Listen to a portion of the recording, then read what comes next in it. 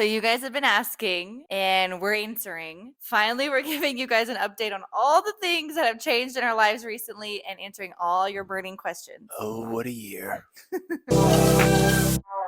Don't make me fall in love.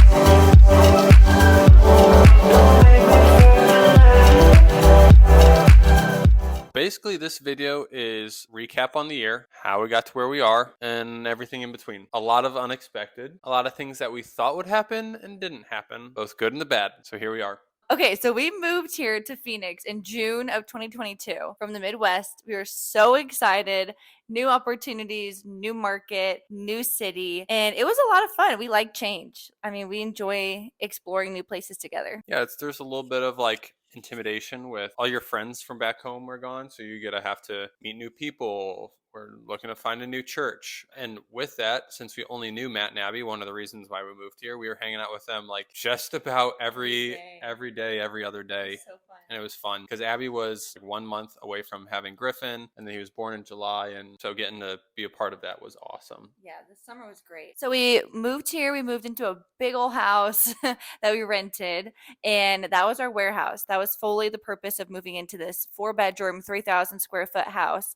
3 of the bedrooms were inventory. We had a photo shoot studio downstairs, ship station. Caleb had an office, and it was great. But I think quickly, a few months into being here, we started to feel a shift in just the business and being out of our comfort zone in the Midwest where we had connections, all that. And then also Caleb didn't have a huge passion for women's clothing. So those things kind of coupled together, I think left you excited and open to hearing other job opportunities. So I think that's kind of what our first like big shift and unexpected thing that happened moving here kind of comes into play. By like October, one of our connections that we made when we moved here, he became like a mentor for me, same with his wife. And he asked me like, so what is your goals? Like, where do you see yourself career wise? I kind of said like, yeah, I don't see myself forever working for Bolt. And it kind of just ended there. I think he was like teasing out to see if he could hire me, because a few months later he asked me if I wanted to be the general manager of a pavement maintenance franchise that he was opening up here in Phoenix. And I was like, that's weird. Like when you think of franchises, you think of like McDonald's, Chick-fil-A, Subway, that usually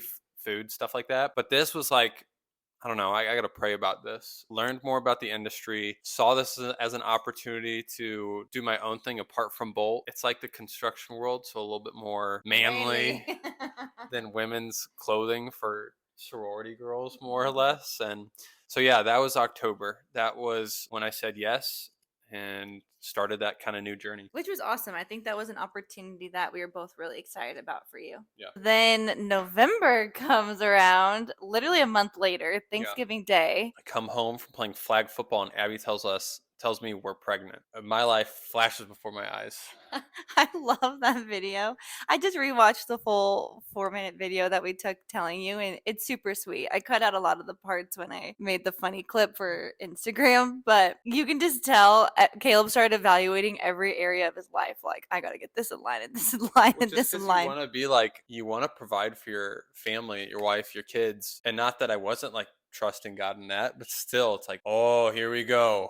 Time to buckle down. Because if you're planning on having kids in the future, there's no date with that. But once you're pregnant, it's like, okay, there's a timeline to that. There's an end date. Big time, like let's go time. We know that we're pregnant. We didn't go home for Thanksgiving, so Matt and Abby are back in St. Louis and Chicago. When they get back, we're like, oh, we're excited. We got to tell Matt and Abby. We tell them that we have a elf costume for Griffin and that we want to put him in it. And Abby goes upstairs, puts him in this little onesie that says Cousin Crew. Abby brings Griffin down and they see it and they read it. They're surprised, but they weren't as excited, or they were like more shocked. And I was like kind of confused, but it was because they were pregnant as well. They found out that day they were pregnant. Confirmed it, yeah, with the doctors. They were not planning on getting pregnant that soon. That whole season of life, like November and December, was so fun and just full of twists and turns in all of our life plans for the best. Like a child is always such a blessing. So it was just so fun experiencing that together, both being surprised, realizing like we're going to go through this journey together, which is just so cool. That was a really fun season. Yeah. Getting to tell your family was so fun. Getting to tell my family because it's their first grandchild was so fun. And we're due just like A couple weeks apart. maybe days apart at this point. We'll see when baby comes. Throughout that time in December, we kind of landed on the church that we have been going to since then. So we were hopping around different churches. There's a lot of actually like really great churches here in Phoenix, but for different reasons, we didn't feel like some of the ones that we were going to early on were for us. And Yeah, I think we can go more into that. We move here, find out that it's just going to take a lot longer. And not that those churches weren't amazing, they're very biblical churches, but we're just lacking in some of the areas that we also thought we wanted to have a priority in the church that we go to. So, discipleship, missions, community, community. how they do small groups. Do they have other people in a similar life stage as us? Like one of the churches we went to loved it. They just didn't have a lot of young adults. So we wouldn't have made a lot of friends there. So just kind of looking at those factors, hopped around for a while. And then, like you said, finally landed on the church that we're really plugged into and we love now and have community in. And that was in December. I wonder if there is people who would be interested on like how to find a good church. Yeah. So I wonder if you could do like a little series on that at some point. That'd be a really good idea. Spring rolls around. I don't know if much happens during like the early January. Well, We had a in million friends. January and February, like back in Missouri, like the weather kind of stinks then. Everyone and their mom was, "Hey, can we come visit you guys in Arizona?" And we're always gonna say yes. At first, we were like trying to be great hosts, and I mean, we're always trying to be great hosts, but hang out with them a good amount and stuff like that. At one point, it's like, yeah, you can come, but we're gonna be working, and you can like go out on your own and do whatever. Like we'll hang out in the evenings, but don't expect us to like drop everything, because it was like for 2 months straight, every weekend or every other weekend, someone was coming in and staying with us. And it just got expensive. We're like, we can't keep eating out all these times. Yeah, that was another thing. We're like, you guys can go eat out. Here's what we recommend. Go for it. We're going to eat at home. Love you guys. Yeah, and if you're one of those people that came and visited, don't feel bad. We are very happy you came. You guys can still come visit us. You're always welcome. It was the best time. We just report. We love hosting people. Following that comes around April time. Bolt has its birthday. We're to the point, well, for my job, I went to Houston. This was like the end of my training in March. And I think me being away from you and you running Bolt by yourself for a week, you really were like, this is the end. Yeah, it took me a long time to come to the realization, just the way that I had things structured. With a baby coming, I would have not been able to continue Bolt at the pace that we were trying to run alone. And I also just didn't have the resources to build a team to take it to the next level or make it something that was sustainable. So I think that was really hard for me to come to grips with. It was a very sad couple of months, a very stressful couple of months. I would say that was like, March and April. In April, we decided to close the business for sure. And well, we thought we were to close the doors, liquidate everything, sail into the sunsets. But Caleb ended up finding this online marketplace that we could try to sell the business. So we had sunsetted it, fully closed it. There were like 2 weeks in between where I was just crying and I'm like, the business is over. What am I going to do with my life?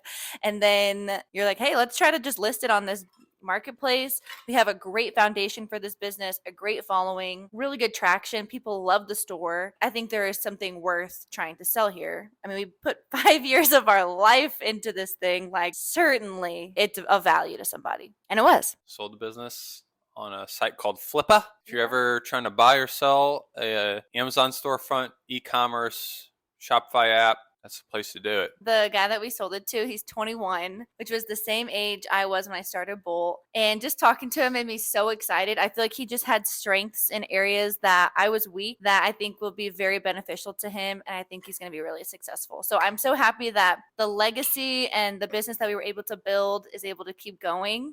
And he is going to be able to take it to the next level. That was a huge answered prayer that I wasn't even praying for. God just moved and just saw what we needed, and we probably even needed to sell it more than we realized. yeah. I mean, we didn't have jobs. Like, Caleb wasn't working. Well, I was working, just... You were working but not getting paid. Yeah, I mean, this is with starting any business. You're going to have hurdles and setbacks when it comes to funding, licensing, finding the right people to hire, getting your name out there, finding jobs. Like, just takes longer than expected, getting that flywheel going. Totally. And then I had just ended a job. I didn't have work. I'm 6 months pregnant.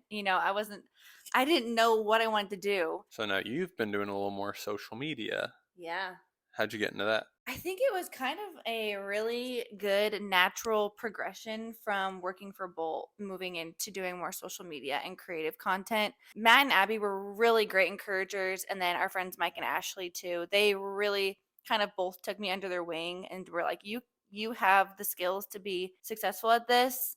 And I personally really enjoy it. Ashley has a program called Creator Source that she kind of let me be in the trial period of, and that just gave me so many tools and resources on how to make this a job, but also like a passion and having fun and getting to share my life with people, which has been really cool. So here we get to the question I feel like most people have been asking. Why'd you guys move from a house? If you're on the outside looking in, you're like, you went from a house to a 2-bedroom apartment. What happened? Well, first off, we were renting the house. We didn't buy it. We had that much space because of Bolt. We needed that at the time, but after we sold Bolt, now we don't have the income and business write-off that we had in the past. With new jobs, we needed to scale down. This place is $1,000 less a month in rent than our place before. So as we look forward to when we want to buy a house in the future or make other financial decisions, this just makes the most sense for us right now. For sure. We didn't want to let our pride lead us to living outside of our means. We were living outside of our means in that house. Yeah, if you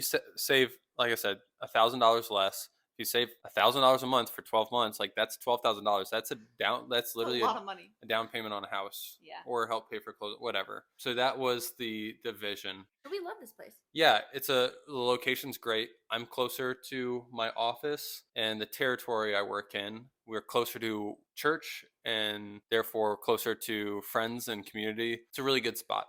Yeah. The two negatives are we're farther away from Matt and Abby and we don't have the space. That was a hard adjustment, but I feel like I'm getting used to it now.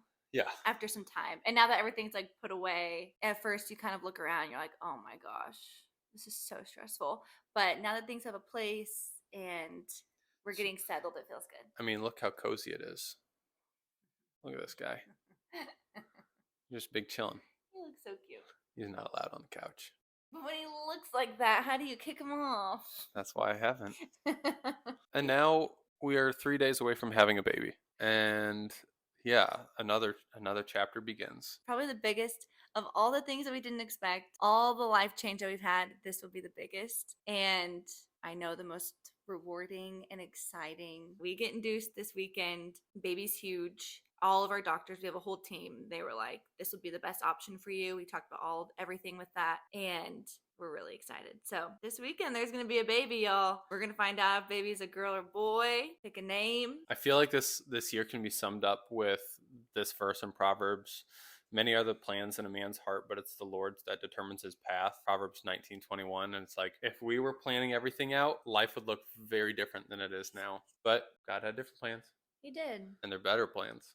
So much better. Anytime in life, easier said than done. But if we can keep an open hand and just allow the Spirit and God to just guide our steps, it's like, man, life's not going to be easy. The Bible never says life is going to be easy, but man, it's going to be fulfilling. Yeah. And we believe that full-heartedly. It was a hard year. We grew a lot. We grew a lot in our marriage, in our relationship. We're growing as a family, and I'm excited for what's to come. That's all I got. Me too. Hit that like button if you like the video. Hit that subscribe button if you want to see more. Leave a comment if you have something to add. Thank you guys for watching. Thank you for caring about our lives and wanting the updates. We're going to keep coming on here and showing up. It's so fun. You less a little bit just because you work a full-time job. I'm gone. So, it's Caleb and Abby. It's not the Abby channel. It's Caleb. It's not the Abby show. That would be a boring show, let me tell you. You're just editor girl. Yeah. For now. That's all, folks. Bye. Take care.